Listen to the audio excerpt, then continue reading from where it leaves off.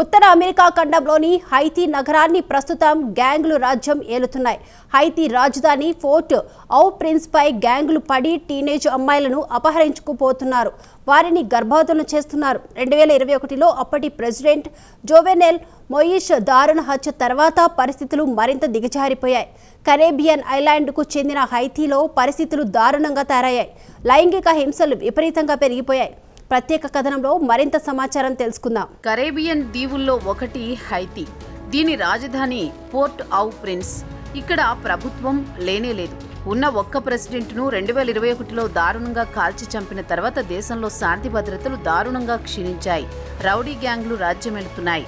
పరిస్థితులు ఎలా తయారయ్యాయంటే ఎవరైనా గ్యాంగ్ లీడర్ ఇంట్లోకి ప్రవేశించి ఇంట్లోని ఆడవారిని భర్తల ముందే లేదా పెళ్లి కాని వారుంటే సోదరుడి ముందే వారిపై లైంగిక దాడి చేసి దర్జాగా వెళ్లిపోతున్నారు. అడ్డొస్తే వారిని అక్కడికక్కడే కాల్చి చంపుతున్నారు. ఈ భూలోకంలో ఇక్కడి మహిళలు అనుభవిస్తోన్న నరకం మరెక్కడా అనుభవించరేమో అంటున్నారు ఇక్కడి యుఎన్ అధికారులు. చిన్న పిల్లల్ని సైతం వదలడం లేదంటే పరిస్థితి ఎంత దారుణంగా ఉందో ఊహించుకోవచ్చు. స్కూలుకు వెళ్లి చక్కగా చదువుకుని కొత్త కొత్త విషయాలు తెలుసుకోవాలనుకున్న తమ జీవితాలను రౌడీ గ్యాంగ్లు నాశనం చేశాయని బాలికలు వాపోతున్నారు.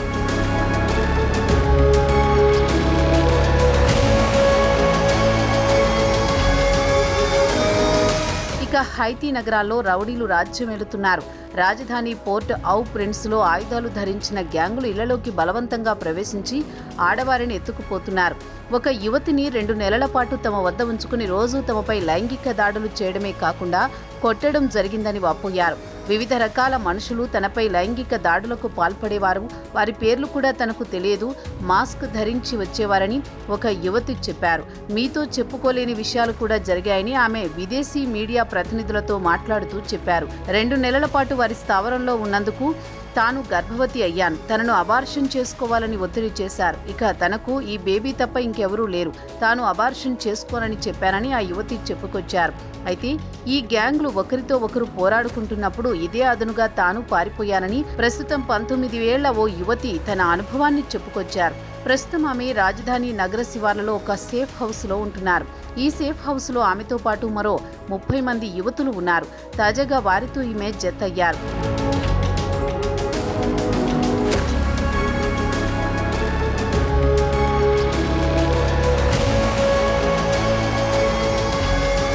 అయితే ఇక్కడ ఉండే సేఫ్ హౌస్లో అతి తక్కువ వయసు కలిగిన బాలికల విషయానికొస్తే కేవలం 12 ఏళ్ల వారు కూడా గ్యాంగ్ల బారిన పడి రేప్లకు గురైన వారే.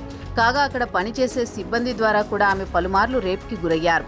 పౌష్టికాహార లోపం వల్ల బలహీనంగా కనిపిస్తున్నారని చెప్పారు. ఒక హైతీ రాజధాని పోర్ట్ ఔ ప్రిన్స్లో గ్యాంగ్లు నగరం మొత్తాన్ని తమ గుప్పెట్లో ఉంచుకున్నారు. దీంతో నగరంలో ఎక్కడ చూసినా మహిళలపై లైంగిక దాడులు విపరీతంగా పెరిగిపోయాయి. 2021లో అప్పటి ప్రెసిడెంట్ జోవెనెల్ మౌస్ హత్య తర్వాత నుంచి దేశంలో రౌడీ గ్యాంగ్లు రెచ్చిపోతున్నాయి. వారి ఆగడాలకు అడ్డు అదుపు లేకుండా పోయింది. మహిళల పట్ల లైంగిక దాడులు 2021 నుంచి చూస్తే 3 రెట్లు పెరిగాయని మహిళల కోసం ప్రత్యేకంగా క్లినిక్లు నడుపుతున్న ఒక సంస్థ కూడా తెలిపింది. ఇక ఈ గ్యాంగ్లు రాజధానిపై పడి డజన్ల కొద్దీ అమాయకులను చంపడం, ఇదే అదనుగా ఈ గ్యాంగ్లు మహిళలను యువతులను ఎత్తుకు వెళ్లడం, వారిపై లైంగిక దాడులకు పాల్పడడం జరుగుతున్నాయి. అయితే ఇక్కడ కమ్యూనిటీ పెద్దల సమాచారం ప్రకారం యువతులపై లైంగిక దాడులు చేసి ప్రజలను భయభ్రాంతులకు గురి చేయడమే వారి ఉద్దేశంగా కనిపిస్తోందని చెబుతున్నారు.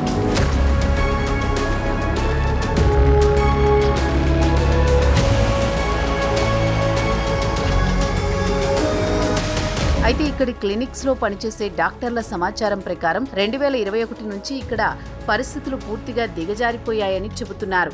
లైంగిక దాడులకు పాల్పడిన వారిని తమ వద్దకు చికిత్స కోసం వస్తూ ఉంటారు. వారిలో ఒక్కొక్కరిది ఒక్కో కన్నీటి గాథ అని డాక్టర్లు చెబుతున్నారు. చాలా మంది మహిళలను, యువతులను ఆయుధాలతో బెదిరించి లొంగదీసుకోవడం, ఎదురు తిరిగితే తీవ్రంగా గాయపరచడమో చేస్తూ ఉంటారు. అయితే ఇక్కడ ఆశ్చర్యం కలిగించే అంశమేమంటే తమపై లైంగిక దాడులకు పాల్పడిన వారి విషయానికొస్తే వారి వయసు 18 ఏళ్ల కంటే తక్కువే ఉంటాయని పలువురు బాధితులు చెప్పారు. ఇక నగరంలోని మరో క్లినిక్ సెంటర్లో 4 యువతులున్నారు. వారి వయసు విషయానికొస్తే 20 ఏళ్ల నుంచి 70 ఏళ్లు ఉంటాయి. తమ పిల్లల ముందు, తమ భర్తల ముందే తమపై దాడులు చేశారని వాపోయారు. తమ పొరుగున ఉండే వీధిలో గ్యాంగ్ దాడులు చేశాయి. తిరిగి తన ఇంటికి వచ్చి చూసేసరికి తన తల్లి, తన తండ్రి, తన సోదరిని గ్యాంగ్ సభ్యులు దారుణంగా కాల్చి చంపేశారని, వారిని చంపిన తర్వాత ఇంటికి నిప్పంటించారని ఒక మహిళ తన కుటుంబానికి జరిగిన దారుణ ఘటన గురించి వివరించారు.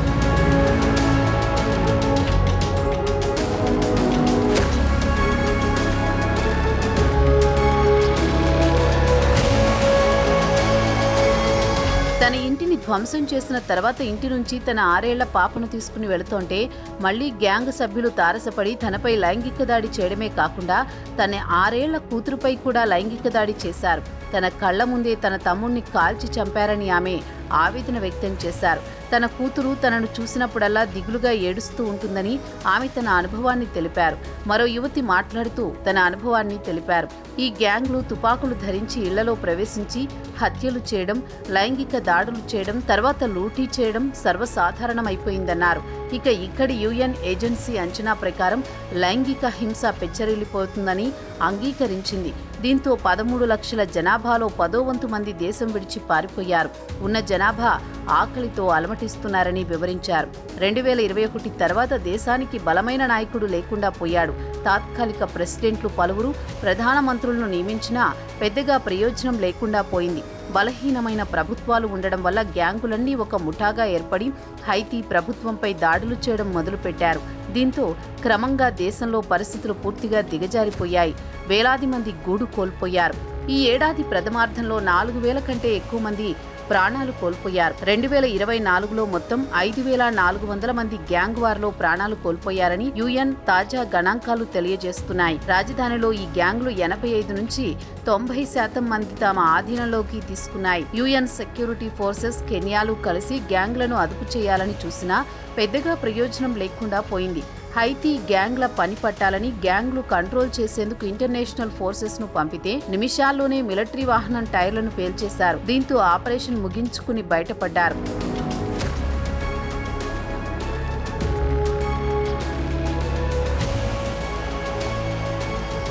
ఇక అంతర్జాతీయ ఫోర్సెస్ తమ మిలిటరీ వాహనాల నుంచి దిగి గ్యాంగ్లను అదుపు చేసేవి కావు. గ్యాంగ్ల వద్ద అత్యాధునిక ఆయుధాలతో భద్రతా దళాలపై పైచేయి సాధించాయి. ఇక ఈ గ్యాంగ్ల ఆగడాలను అరికట్టడానికి ప్రైవేట్ మిలిటరీ కంపెనీలను రంగంలోకి దింపినట్లు హైతీ భద్రతా దళానికి చెందిన అధికారి ఒకరు చెప్పారు. అమెరికా నుంచి ఒక ప్రైవేట్ మిలిటరీ కంపెనీని పిలిపించామని, వారు డ్రోన్లతో గ్యాంగ్ లీడర్లపై దాడులు చేస్తున్నారని చెబుతున్నారు. కాగా డ్రోన్ దాడిలో ఓ గ్యాంగ్ లీడర్ టై లాప్లీని టార్గెట్ చేశామని చెప్పారు. టై టాప్లీ తీవ్రంగా గాయపడి ప్రాణాపాయ స్థితిలో ఉన్నాడని చెబుతున్నారు. అయినా నగరంలో మాత్రం గ్యాంగ్లు ఎక్కడ చూసినా కనిపిస్తున్నాయి. చేతులు ఆయుధాలు పట్టుకుని రోడ్లపై తిరుగుతూ కనిపిస్తున్నాయి.